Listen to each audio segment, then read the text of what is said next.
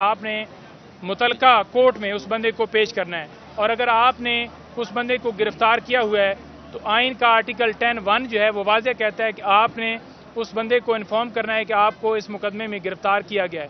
ना उन्हें अभी तक कोई इन्फॉर्म किया गया है, ना हमें कोई पता है, तो लिहाजा अगर वो गिरफ्तारी पुरानी हुई तो वो बिल्कुल गैर कानूनी होगी, वो फ़ौरन गैर कानूनी डिक्लेयर हो जाएगी। सुप्रीम कोर्ट में भी हमारी इस हवाले से दरख्वास्त पेंडिंग है और इस्लामाबाद में भी पेंडिंग है। इंशाल्लाह हमें पूरी उम्मीद है कि खान साहब जो हैं आज हर सूरत बाहर होंगे इंशाल्लाह। थैंक यू जी, शुक्रिया।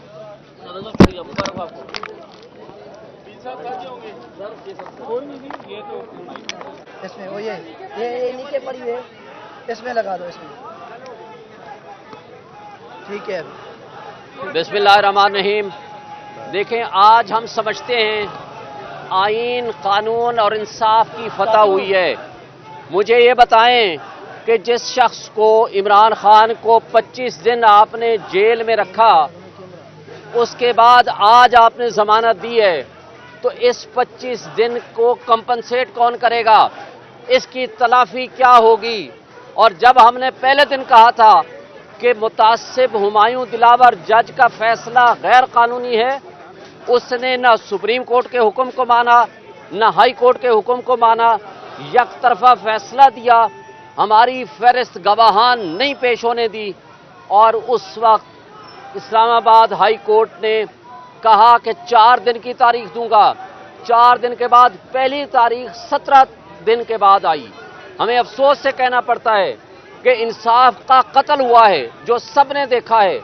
तो उसूल है इंसाफ ना सिर्फ हो बल्कि होता हुआ नजर आए।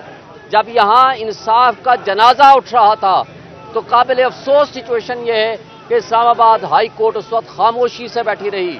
लेकिन आज हम समझते हैं कि हक सच की फतह हुई है, आइन और कानून की फतह हुई है।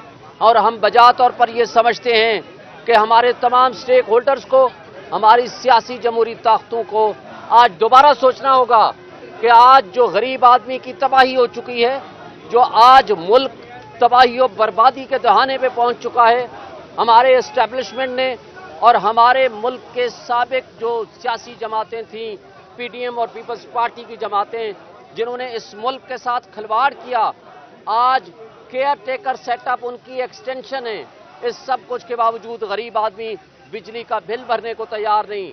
इमरान खान की दुश्मनी में मैं सवाल करता हूं तमाम स्टेक होल्डर से, अपने एस्टेब्लिशमेंट से, क्या नेशनल सिक्योरिटी, क्या पाकिस्तान की बका, क्या 25 करोड़ अवाम की फलाह व बहबूद के मुकाबले में एक शख्स की दुश्मनी आपको इतनी ओवरवेलमिंग, आपको ओवरवेलम करती है कि आप तमाम चीज़ों को एक साइड पे रख के सिर्फ इमरान खान की दुश्मनी में इतने निकल गए हैं कि आपने इस मुल्क को दांव पे लगा दिया है, इस मुल्क की सलामती को दांव पे लगा दिया, इस मुल्क की बका को दांव पर लगा दिया और 25 करोड़ अवाम की बका का सवाल पैदा हो गया है।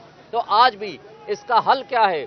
जबर और खौफ की फिजा खत्म करें, फ्री एंड फेयर इलेक्शंस कराएं 90 डेज में, एक स्ट्रॉन्ग डेमोक्रेटिक गवर्नमेंट को आगे आने दें। आज 80% अवाम और पब्लिक इमरान खान के साथ खड़ी है। आपने केपीके के 2 इलेक्शन रिजल्ट्स देख लिए, एक परसों का और उससे पहले पिशावर और हवेलियां का। ये अवामी रेफरेंडम था और आपको एक जवाब था। लेकिन रूल ऑफ लॉ के बगैर, आइन और कानून की बालादस्ती के बगैर ना कौमें जिंदा रहती हैं, ना मुल्क जिंदा रहते हैं। इसलिए आज आपके लिए ज़रूरी है कि आप अपनी तमाम पॉलिसीज़ रिकन्सिडर करें। हमारे मुख्तदर तबके और हल्के इसमें इमरान की दुश्मनी में इतना आगे निकल ना जाएं कि मुल्क को दांव पे लगा दें। और इसके साथ तमाम इदारे, हमारी लॉ इन्फोर्समेंट एजेंसीज और हमारे मुंसिफ अपना अपना वो पॉजिटिव रोल अदा करें जो आइन और कानून उनको हुक्म देता है और इजाज़त देता है। Thank you.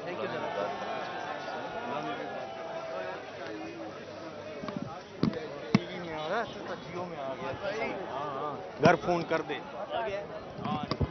नीचे रख दे।